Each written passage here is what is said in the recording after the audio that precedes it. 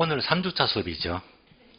공이모에 신규 입성해서 불과 3주밖에 안 됐는데 제가 수업 마치고 틈틈이 시간이 나면 공이모에 따로 게시판 글을 좀 확인합니다. 혹시라도 또 질문글이 오지 않을까 싶으면 댓글을 달아야 되기 때문에 3주밖에 안 됐는데 제가 보기에는 여러분들의 게시판 글이 너무 가슴에 울림이 오더라고요. 그래서 참 공부를 하시는 이렇게 소통이 되는구나 그런 느낌을 가집니다. 그래서 어떤 글들의 마음을 실어서 저에게 어떻게 게시판 댓글을 다는 거 보니까 제 마음에 울림이 와요. 참고로 보시면 제가 한두 개를 확인해 보겠는데요. 특히 지난주는요. 육아맘이 몇 분 계시더라고요. 예. 아기를 9년차 키웠다. 11년차 키웠다. 그거 보니까 마음이 짠해져요. 얼마나 공부하는데 힘드실까. 예. 그래서 이제 이런 걸 보고 제가 한동안 반복하면서 그냥 제가 주체할 수가 없더라고요. 제가 한번 확인해 보겠습니다. 육아맘이라 아이 재우고 또 이렇게 강의를 듣네요. 이제 저를 위한 시간을 투자해서 아이와 함께 성장해 보려고 해요. 이 글이 참 너무 와닿아가지고 제가 잠시 멈췄어요. 읽고 또 읽고 마음이 찡해가지고요. 그래서 참 이렇게 공부를 참 짬내서 힘들게 하시는데 조금이라도 이제 도움이 될까 싶어가지고 입문과정 공부를 조금 적게 하시고 책을 한 권 추천해 드렸거든요. 그렇게도 했는데 또 어떤 분은요 이런 글도 올려주시더라고요. 내가 바라던 강의 정말 좋네요. 다음 강의가 기다려지네요. 제가 한참 웃었습니다. 이게 뭐 드라마도 아니고 연속곡도 아닌데 기다려진다고 하니까 이러니까 갑자기 책임감이 느껴지는 거예요. 이야 정말 더 열심히 해야 되겠다. 예. 그러니까 이 글 하나가 저의 마음을 찐하게도 만들고 또 힘을 주기도 하고요. 그래서 다른 많은 교수님들도 계시지만 짧지만은 제 사이트가 제 게시판 글이 가장 울림이 있고 진성이 있고 여러분들이 또 많이 호응을 해주시니까 제가 정성을 들여서 댓글을 달아드리도록 하고요. 그래서 혹시라도 이렇게 또 강의가 좋으시면 댓글 많이 달아주시고 또 이제 좋아요도 눌러주시고 예. 예, 공인모 카페에 보면 나옵니다. 예. 자, 이어서 이제 분류 계속 보겠습니다. 조금 남았습니다. 분류. 교재는요 27페이지고요. 맨 밑에 보시면 16번 선하지. 자, 개념이 한 번 28회 때 출제가 된 적이 있는데요. 개념은 쉬워요. 자, 기억번. 토지의 상공에 밑줄 하세요. 고압 전선이 가설되어 있는 토지. 그림으로 보겠습니다. 선하지.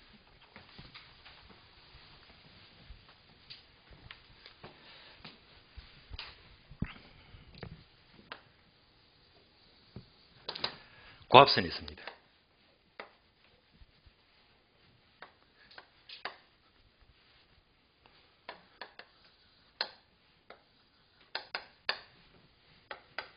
그러면 선하자게 되면 고압 전선 아래에 있는 일정 구역의 토지가 얘가 바로 선하지. 그러면 쉬워요. 그런데 이걸 또 이제 여러분들이 합격하게 되면 중개 실무와 연결해야 됩니다. 왜요? 여러분 돈 벌어야 되거든요. 그러면 이게 굉장히 위험하잖아요. 위험시설이니까. 그러니까 이런 땅이 많은 동네가 어딘가 하면요. 저기 서울 위쪽에 일산 올라가죠. 그 부분에 땅들이 이 선하지가 많습니다. 실무적으로 선하지 밑에 땅이 있습니다. 여러분들 이 땅 살래요? 안 살래요? 당연히 안 살 거다. 예. 위험하잖아요. 예. 값어치가 없어요. 부동산 고수들은요. 이런 땅을 사요. 예. 맹지를 사듯이 이런 땅을 사요. 토지는요. 중요한 게 용도. 예. 용도가 가장 좋다 하게 되면 효용이 높다. 다른 말로 유용성이 크다. 다른 말로 최유효 사용입니다. 항상 부동산은요. 용도를 잘 따져야 됩니다. 일단 선하지는 객관적으로 위험합니다. 땅이 안 좋아요. 그런데 왜 고수들은 이런 땅을 사느냐. 여러분들 잠시 한번 생각해 보세요. 그러면 수도권에 이런 선하지가 있다면 여기다가 어떤 용도로 쓰게 되면 땅이 멋지게 올릴까요? 정답은요. 어떤 용도를 하게 되면 여기다가 창고 또는 고물상이 있죠. 이런 용도는 여기가 딱입니다. 창고나 고물상.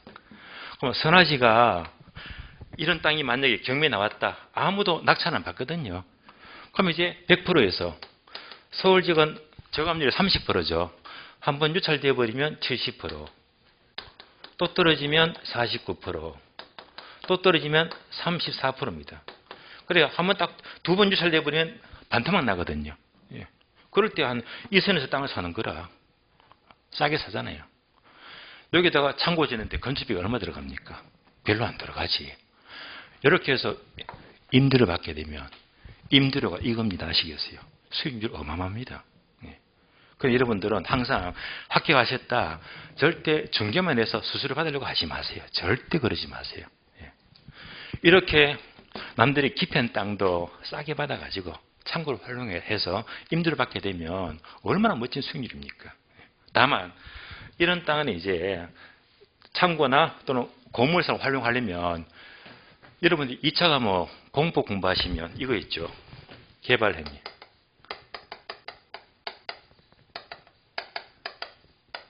허가를 받아야 됩니다. 이거 시험에서도 중요하죠. 공법 공부하시면. 그러면 개발행위 허가를 받고 이제 땅을 어느 정도 개발이 가능하잖아요. 근데 열심히 해놓은 것이 개발행위 허가하게 되면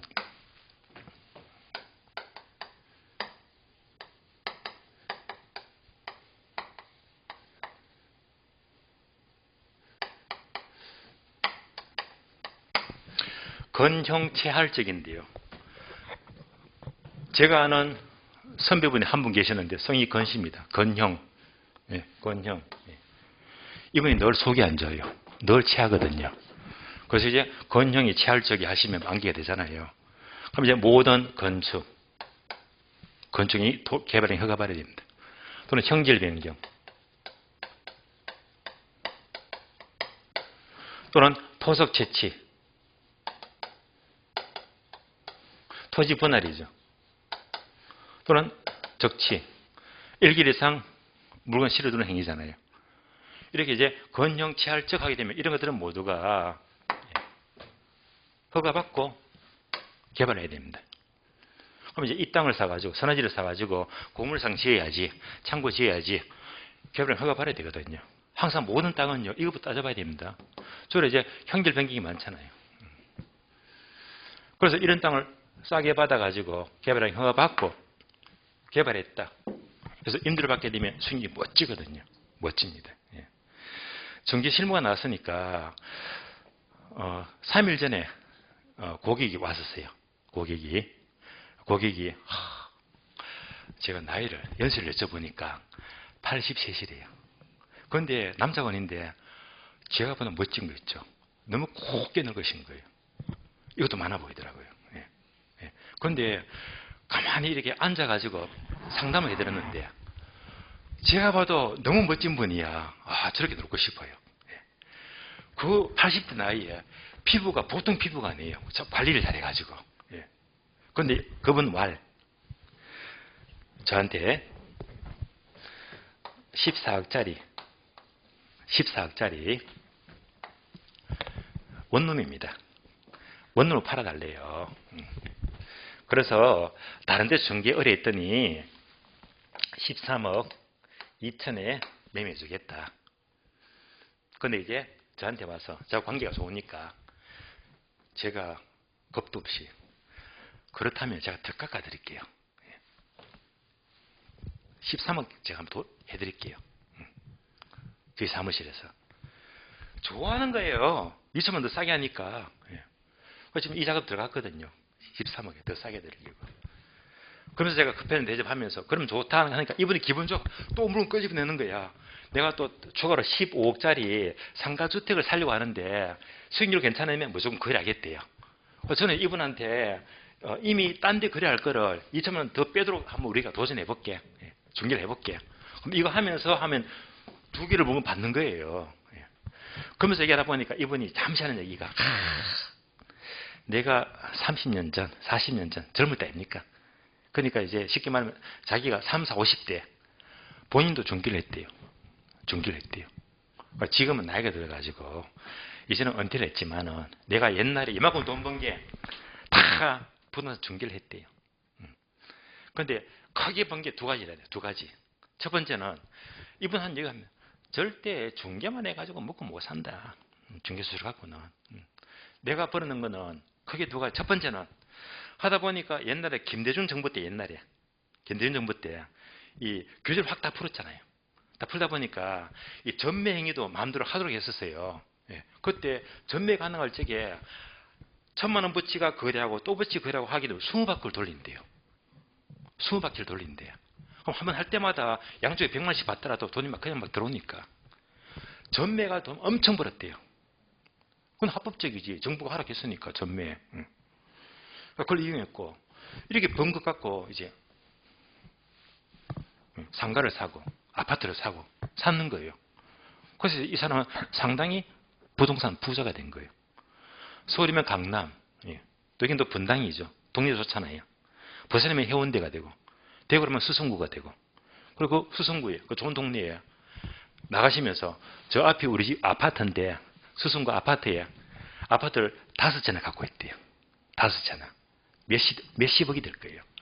그러니까 땅 가진 것부터 해가 또 이거 다 따로 산다고 하지. 그래서 이분이 평생 중개업을 하셔가지고 자기가 투자를 해가지고 돈을 많이 쓸 만큼 충분히 벌었대요. 그분을 보자마자 제가 참 부러웠어요. 80대 나이에 이만큼 돈 벌어놓고 피부가 너무 좋은 거 있죠. 제 피부보다 더 좋은 거 있잖아요. 정말 좋아요. 참 곱게 늙으셨다. 그러면서 이 하루를 너무 재미있게 보내는 거야. 그래가 제가 인사하면서 앞으로 그 틈나는 대로 제가 연락드려서 자주 뵙겠습니다. 밥을 같이 먹자면서요. 좋다 하면서 마음에 든대요, 제가. 그래서 좋게 돌려보냈는데 앞으로 이제 이 두 건도 제가 돈으로 만들어야 됩니다. 하나 푸니까 똥이 나오더라고요. 여러분도 중개하시면 절대 중개 수수료 갖고 만족하시면 안 돼요. 자, 그래서 내가 어느 정도 여유가 있다면 남들이 기피할 적에 맹지도 합병을 목적으로 경매받고 이런 땅도 창고로 고물상으로 만들어가지고 인도를 받게 되면 수익이 엄청난 거예요. 여러분들은 학교도 해야 되지만은 실무에서 꼭 부자가 되셔야 됩니다. 투자를 잘해야 됩니다. 자, 그래서 이제 선하지 하게 되면 이것도 반드시 쓸모없는 게 아니라 때로는 창고도 멋진 수익을 창출하는 거예요. 다음 페이지 보겠습니다. 17번, 18번 두 개 묶어줄래요. 성숙지, 미성숙지. 성숙지, 미성숙지는 이렇게 보시면 돼요. 이거 보기 전에 19번 보게 되면 소지 또는 원지가 나와요. 자, 지난 시간 강의를 하면서 제가 이렇게 설명을 드린 적이 있는데요. 자, 토지 종류가 크게 세 가지. 택지지역, 농지지역, 임지지역, 대분류. 택지는 다시 뭐죠? 주상공, 주거지, 상업지, 공업지. 농지는 전답과죠. 전지, 답지, 과손지역. 임지는 용제림지와 신탄임지로 세 번 되었잖아요. 대분류간 용도가 바뀌면 후보지. 주상공끼리 바뀌면 이행지. 전답과 길이 바뀌면 이행지. 기억나시죠? 그러면 이제 자, 요렇게 용도가 바뀌면 후보지라고 했잖아요. 그럼 이제 임지가 택지로 개발되었잖아요. 농지가 택지로 개발되었잖아요. 그럼 이제 얘를 이렇게 개발하잖아요. 택지 개발. 그러니까 요런 땅이 뭐지? 18번 소지. 개발 안 된 땅. 따라서 19번이니까 소지하게 되면 개발되기 이전에 밑줄 하세요. 자연 그대로의 토지 밑줄. 그러니까 이런 땅입니다. 농지나 임지가 바로 소지 상태, 개발한 상태의 땅을 말해요. 얘들을 개발하니까 뭐가 되더라? 택지가 되더라. 그래서 얘들이 개발되면 어떤 성격이지? 후보지 성격이 된다는 말입니다. 다시 올라가요. 17번, 18번 묶었잖아요. 성숙지와 미성숙지. 그럼 보세요. 얘들이 뭐지? 개발 안 됐기 때문에 미성숙지. 미성숙지. 얘가 개발되었잖아요. 성숙되었잖아. 이런 땅이 뭐가 되죠? 성숙지. 이렇게만 연결하시면 돼요. 이해하시면 되겠고. 20번, 21번 묶어줍니다. 20번 표준지, 21번 표본지. 자, 20번 표준지 단어를 밑줄 하시고요. 표준지가 단어가 자주 나오잖아요. 표준지는 우리 기본서 맨 마지막에 부동산 가격 공시법을 따로 공부합니다. 늘 한 문제가 나와요. 거기서 공부할 거지만은 핵심 단어가 뭐지? 지가의 공시를 위해 밑줄 하세요. 지가 공시 밑줄. 예. 적정 가격을 공시하기 위한 기준이 있는 토지가 바로 표준지가 되고요. 그러니까 표준지는 목적이 뭐죠? 적정 가격 공시가 목적입니다. 지가 공시. 반면에 표본지는 지가 공시가 아니라 밑줄 하세요. 지가 변동 밑줄. 지가 변동률을 산정하는데 그 기준이 있는 토지가 표본지가 돼요. 그래서 중요한 거는 표준지가 중요해요. 지가 공시가 목적이면 표준지, 지가 변동 산정이면 표본지다. 구분되시겠죠? 여기까지 보시면 돼요. 자, 지금까지 토지 분류를 모두 마치겠고, 그러면 입문 과정은 총론 파트에서 용어 기본적인 내용은 여기까지만 정리를 하겠습니다. 또 다음에 진도가 부동산 특성이 있지만 얘는 1월달부터 정규 교재 나갈 적에 설명을 드리도록 하고요.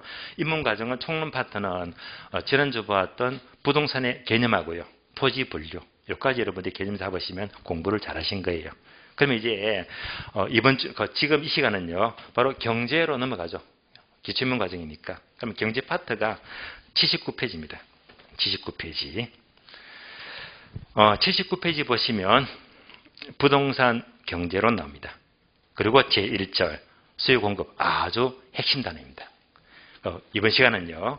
수요 공급에 대한 기초 용어들을 설명을 드리겠습니다. 그러면 큰 제목이 뭐죠? 부동산 경제죠. 부동산 경제 흐름 간단히 볼까요? 부동산 경제.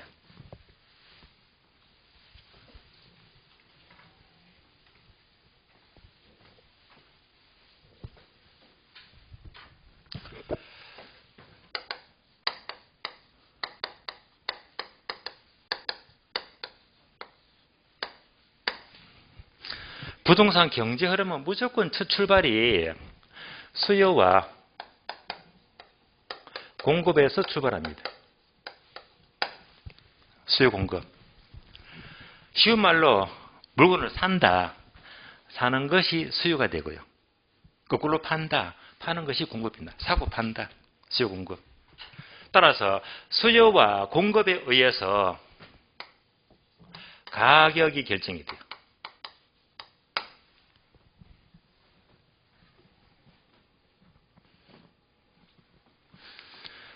수요 공급에 의해서 반드시 가격이 결정이 됩니다.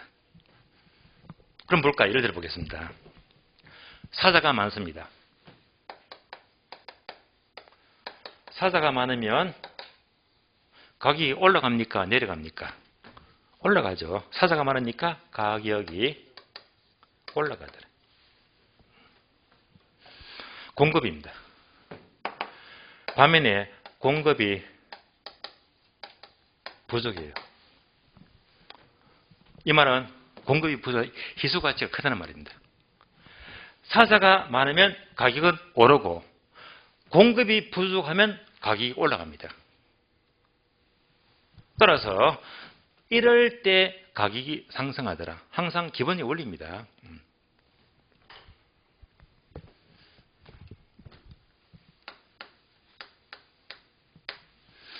어제 뉴스에서 이런 기사가 나오더라고요. BT에서. 팬덤 어마어마하죠. 아미. 전 세계 팬들이 많잖아요. 그 미국의 LA에서 이번에 라이브를 하나 봐요. 근데 라이브 티켓표가 따로 싼 게 88,000원에서 로얄석이 있죠. 53만 원이더라고요. 53만 원. 보통 일반석은 한 10만 원 잡으면 되겠네요. 이 라이브 보는데 10만 원 정도 한다. 그런데 뉴스 보시면 아시겠지만은 그 팬 그룹 있죠. 아미. 막 멕시코에서 어디서 막 빼곡히 모였는데 어마어마하게 모였잖아요. 그런데 표는 한정이 되어 있잖아요. 표가 얼마 없어요. 그러니까 이 안표 값이 어마어마하게 올라갔죠. 이 표가요. 얼마까지? 1,800만 원이요. 단순하잖아요. 표가 없어요. 서로 살려고 하잖아요. 그러니까 안표 값이 이 표가 53만 원짜리가 1,800만 원까지 올라가더라. 얘가 바로 수요 공급 논리가 돼요. 그러니까 기본적으로 이거는 암기가 아니라 여러분들이 사고 파는 거는 태어날 때부터 죽을 때까지 평생 사고 팔고 하잖아요. 그 논리에 의해서 가격이 결정이 돼요. 그래서 항상 기본적으로 사자가 많으면 가격 오른다. 공급이 부족하면 귀하다. 희소가 높기 때문에 가격이 오른다라고 보시면 돼요. 만약 BTS가 아니고 제가요. LA에서 완전 이걸 한대 그냥. 누가 오겠습니까? 표를 아무도 안 삽니다. 사자가 없어요. 표는 넘치잖아. 안 팔리니까. 이때는 공급이 넘쳐요. 제가 라이브를 하게 되면 저는 알 사람도 없고 아무도 안 와요. 표값 아니죠. 휴지값도 안 돼요. 이때는 뭐죠? 가격이 내려간다는 말입니다. 그래서 항상 얘를 염두에 두세요. 항상 교재 보니까 무조건 어려운 거 따라오려고 하지 마시고 기본적인 수요 공급은 우리가 일상생활입니다. 사자가 많다 가격이 오르고 공급이 부족하다 가격이 오르고요. 그걸로 사자가 없으면 가격이 떨어지고 공급이 넘쳐버리면 가격이 떨어진단 말입니다. 그래서 항상 이걸 염두에 두시면서 공부를 하게 되면 편해진다는 말입니다. 그래서 항상 수요와 공급에 의해서 가격이 오르기도 하고 내리기도 하고 가격이 결정이 된대요.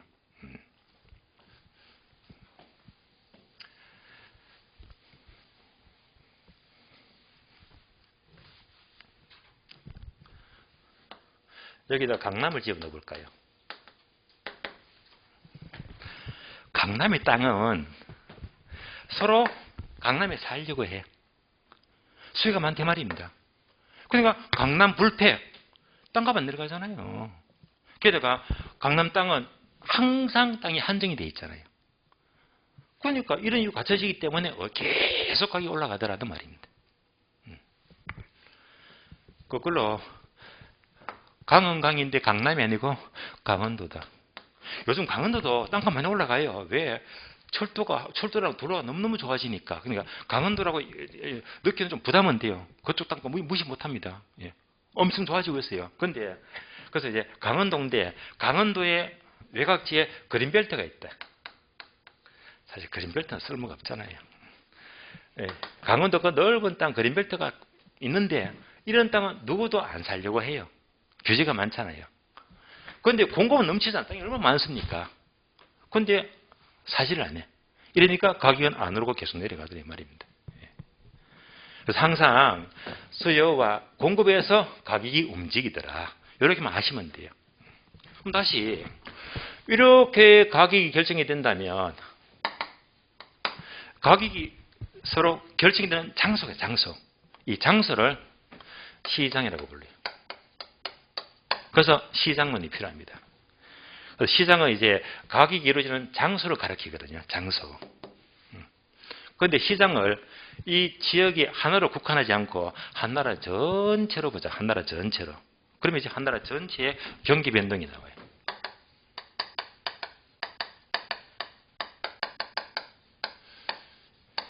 여기까지가 대개 경제 흐름인데요. 그런데 부동산 경우는 한 개 더 추가. 투자가 들어가요. 자, 투자하게 되면 왜 사람들이 투자를 선호할까요? 이유가 딱 한 가지입니다. 가장 대표적인 이유가. 자, 부동산 땅은요. 연구만 하잖아. 소멸되지 않습니다. 연구만 하다. 그런 성질을 영속성 이렇게 불러요.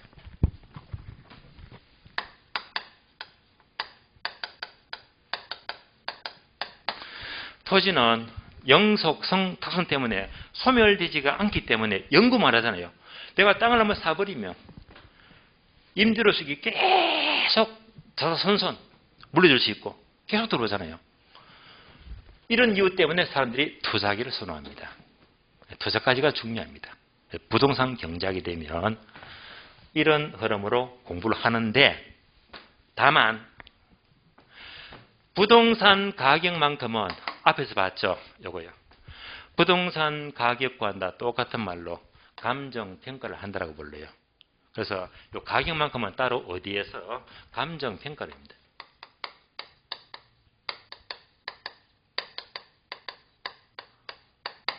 총론, 강론, 3편이죠. 감정 평가론. 따로 공부해요. 그러니까 얘는 따로 빼니까 얘만 싹 빼버리면 하나, 둘, 셋, 넷. 얘가 경제 파트입니다. 경제 파트. 그러면 32회 시험이죠. 그래서 출제 흐름을 보게 되면요.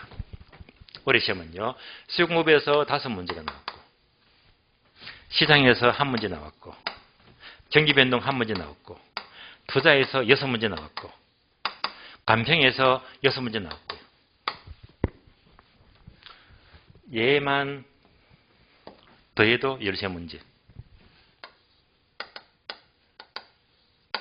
그 3분의 1입니다.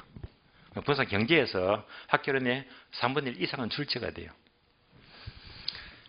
그래서 이제 5문제 나오는 게 핵심 단원, 중요한 파트잖아요. 그래서 제가 분명히 별표를 쳐드렸거든요. 그래서 핵심 단원이 얘가 중요하다.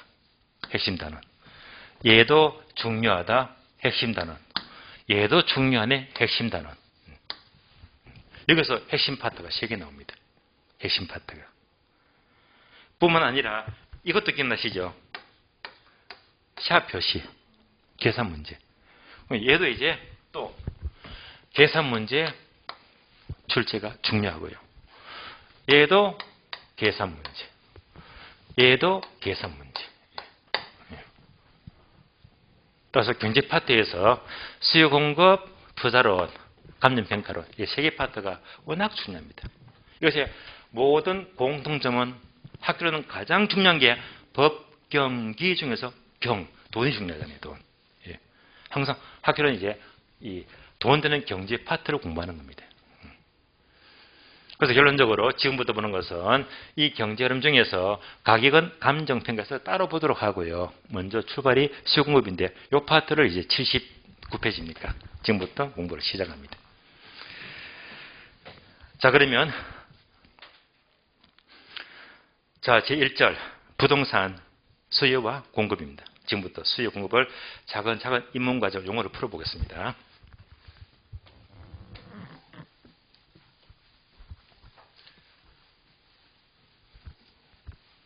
자, 첫 번째 수요입니다.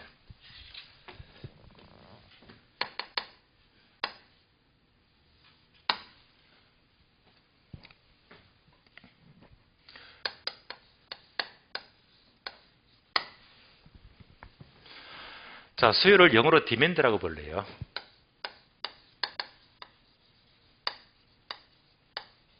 디맨드. 여기서 첫 자만 따봤어요. 여기 우리 책을 보게 되면 수요하게 되면 대문자 D로 표시합니다. 수요, D가 돼요.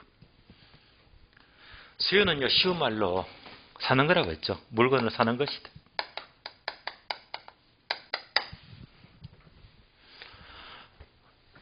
수요만 따로 볼 게 아니고 항상 수요와 공급을 같이 비교해서 공부합니다. 그러면 쉬워져요. 공급입니다.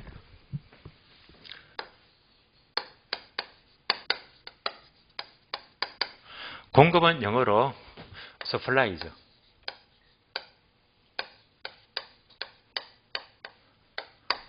첫 자만 따와서 S라고 표시해요. 우리 책도 이제 공급은 S가 됩니다. 대문자로요. 공급은 그걸로 파는 것이다.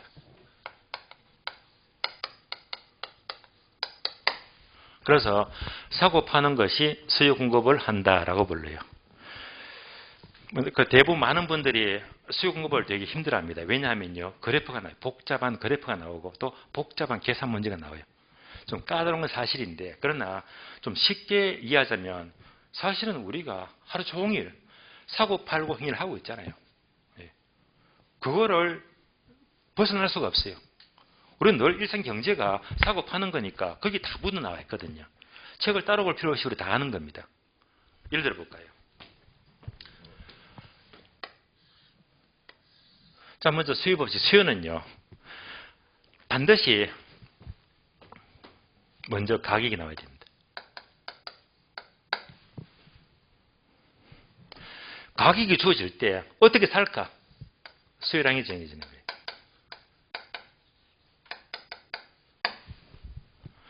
항상 출발은요, 가격부터 출발합니다. 여러분이 예를 들면 편의점에 가세요.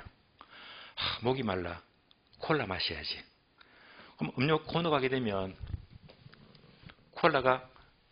코카콜라가 있죠. 펩시콜라가 있잖아요. 그러면 그것만 보는 게 아니라 항상 뭐부터 보지? 가격 보잖아요. 코카콜라 1,400원. 펩시가 200원 싸죠. 1,200원. 저는 펩시를 먹어요. 왜? 싸니까. 예. 그래서 항상 물건 사게 되면 항상 가격부터 먼저 봅니다. 그런데 가격이 비싸요. 비싸면 많이 산다, 적게 산다. 비싸면 적게 사지. 예. 거꾸로 가격이 싸다. 싸면 많이 사잖아요. 얘가 수요법칙입니다. 얼마나 쉬워요. 비싸면 적게 사고 싸면 많이 산다. 얘가 수요법칙입니다. 수요법칙은 항상 가격과 수요량은 같이 움직입니까? 반대로 움직입니까? 비싸니까 적게 산다. 반대로 움직이죠. 반비례 법칙. 따라서 수요법칙은 가격과 수요량은 반비례 법칙이다.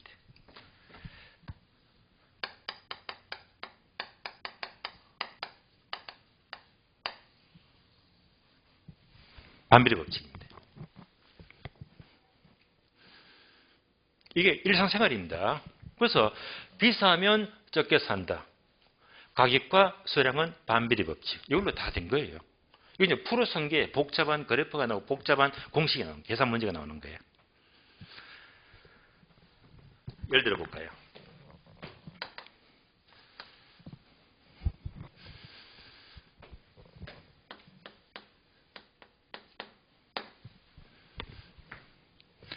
자, 수도권은 택시 요금이 기본 요금 얼마죠? 3,800원 나 있더라고요. 3,800원. 지방은 3,300원입니다. 500원 더 비싸더라고요. 자, 서울 가서 택시 타면 3,800원이라. 이거 알고 타잖아요. 기본 요금 3,800원. 그런데 만약 택시 요금이 가격이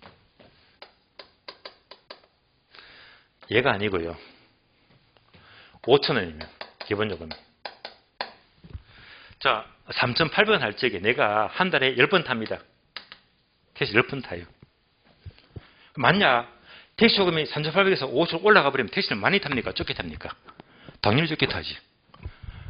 10번 탈 거를 5번밖에 안 탄대 말입니다. 당연하잖아요. 가격이 비싸니까 택시 수요가 택시를 적게 탄대 말입니다. 당연한 현실이잖아요. 무슨 법칙? 반비례 법칙. 만약 택시 요금이 3,800이 아니고 그럴 리가 없겠지만 택시 기본 요금이 1,000원이래요.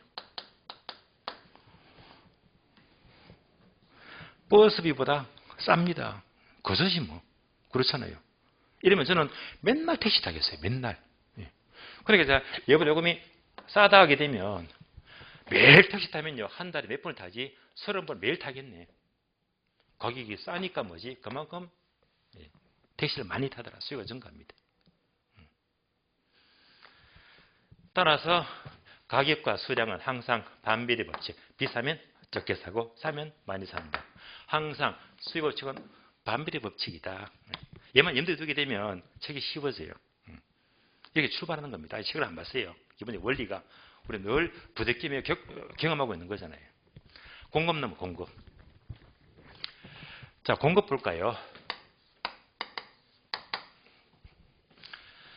자, 수요가 사는 쪽의 입장이면 공급은요, 파는 쪽의 입장입니다. 파는 쪽. 공급도 마찬가지로 먼저 가격이 제시가 돼요. 가격에 따라서 어떻게 공급자가 공급을 움직이느냐.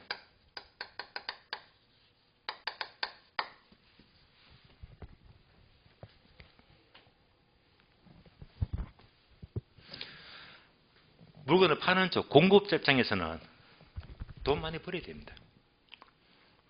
여러분 중개업 하시면 중개사 입장에서는 스스로 깎이는 거 싫어하잖아요. 수수료 더 올라가면 더 좋은 게 더 많이 버니까. 예. 그러니까 공급자 입장에서는 가격이 오를수록 많이 팔려고 합니다. 오를수록. 거꾸로 가격이 떨어지면 공급을 적게 합니다. 파는 쪽은 항상 오를수록 많이 팔아야지 돈을 많이 벌잖아요. 수익이 극대화됩니다. 가격이 떨어지면 공급을 줄인다는 말입니다. 그러니까 결국 화살표가 같이 움직인다, 반대로 움직인다? 같이 움직이죠. 그래서 비례법칙입니다. 공급법칙은 비례법칙입니다.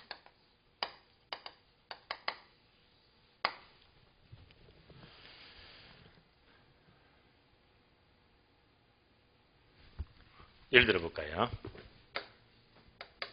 아파트를 집어넣어요. 아파트가 25평. 자, 25평 아파트를 한 5억 잡을게요. 5억이다. 5억이다. 어떤 공급자, 건설회사가 아파트 값 5억일 때 1000세대 지으려고 해요. 5억이면 1000세대 지어야지. 그런데 같은 아파트인데 만약 분양가가 5억이 아니고 10억이라면 그것에서는 대박이네요. 예. 이때는 아파트를 많이 짓는다, 적게 짓는다? 많이 짓야 되겠죠.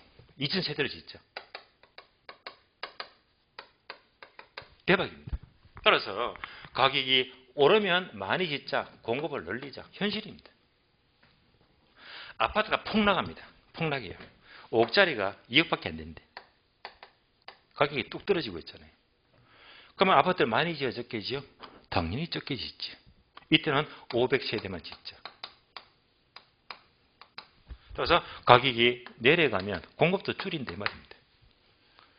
그래서 공급자 입장에서는 가격이 오르면 공급을 늘리고 가격이 내려가면 공급을 줄인다.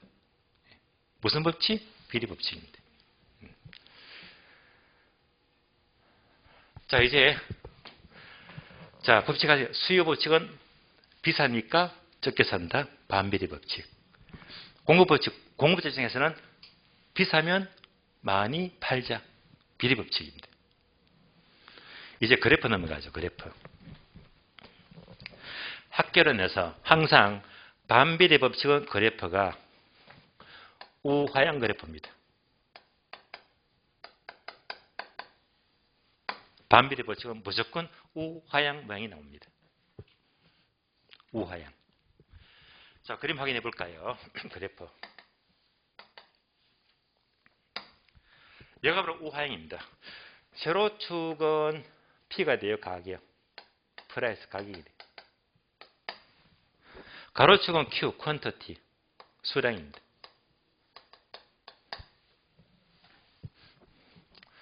자, 가격과 수량과의 관계에서 수요법칙은 반비례 법칙인데 얘는 그래프가 항상 우하향이다. 이렇게 돼요. 우하향. 얘가 바로 수요곡선. 무슨 모양? 우하향입니다. 오른쪽에서 내려가고 있잖아요. 우하향 모양입니다. 숫자를 넣으면 돼요. 택시가 3,800원 기본요금일 때 한 달에 10번 타야지. 그러면 택시 요금 얼마? 3,800입니다. 3,800원 할 때 몇 번 타더라? 10번 타더라.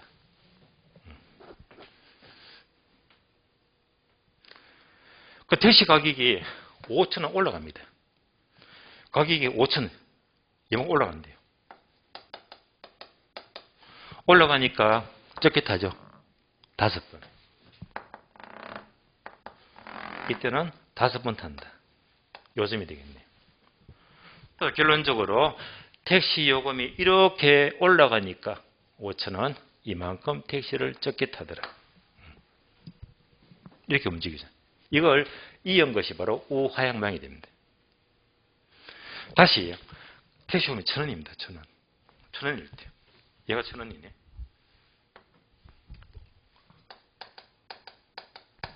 사니까 많이 타죠. 30번. 30번 타더라. 요즘 때. 따라서 택시요금이 이만큼 내려가니까 이만큼 많이 타더라. 그래서 이 점을 전부 다 이어보니까 바로 우하향망이 된다. 그래서 교지를 보기 전에요. 수요법칙은 비싸면 적게 산다. 무슨 법칙? 반비례 법칙. 반비례 법칙은 항상 그래프를 그리면 바로 우하향망이다.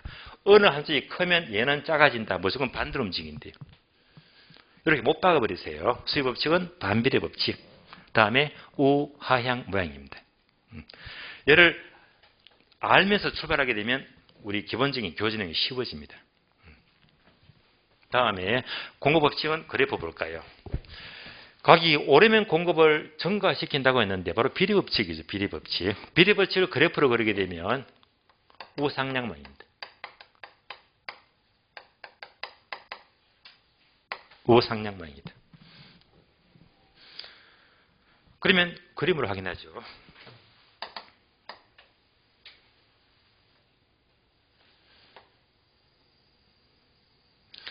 세로축은 P 가격이 되고요. 가로축은 Q 수량입니다. 자, 가격과 수량과의 관계에서 우상향망은 이렇게 옵니다. 오른쪽에서 올라가죠. 얘가 바로 공급곡선입니다. 어떤 모양? 우상향입니다.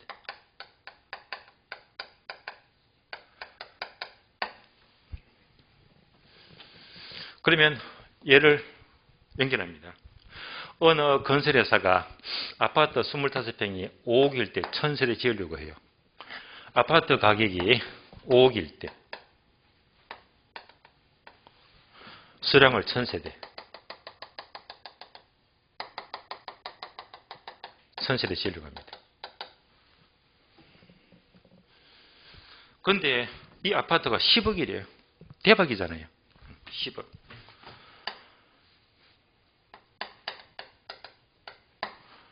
이렇게 가격이 오르면 더 많이 짓자. 많이 팔자. 얼마? 2,000세대. 따라서 가격이 이렇게 오르면 공급을 증가시킨다. 같이 움직이잖아요. 그래서 이 점과 이 점을 이 연선이 바로 우상향 모양이 됩니다. 가격이 내립니다. 5억짜리가 2억이래. 2억. 그럼 2억이면 이쯤 되겠네요. 자, 2억이다. 이때는 적게 짓겠다. 아파트를. 얼마? 2,500세대입니까? 500세대를 짓자. 따라서 가격이 내리는 만큼 공급을 줄인다. 그래서 이런 점들을 모두 이으니까 무슨 모양? 우상향이 된다. 그러면 우상향망은 뭘 말하죠? 가격이 오를수록 많이 공급하잖아요. 그런 모양이 바로 우상향이다. 예를 다른 말로 생산 가능성 이렇게 불러요. 생산 가능성이다.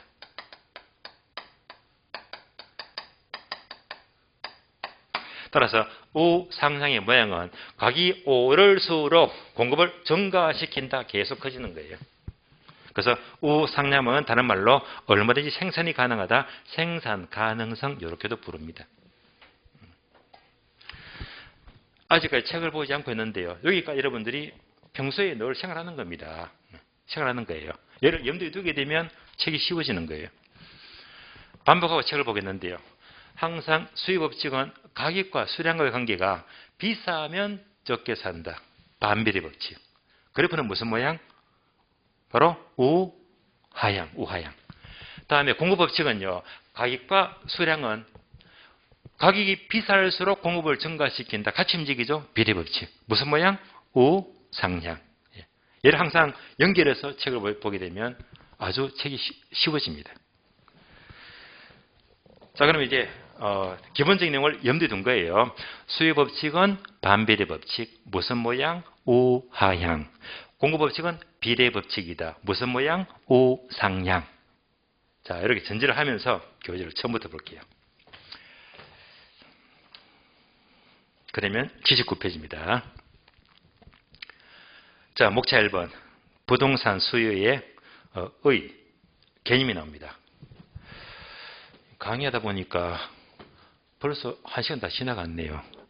시간이 너무 빨리 지나갑니다. 그죠? 시간이 걸리니까 10분 쉬었다가요. 다음 시간 개념과 법칙을 설명드리겠습니다. 쉬겠습니다.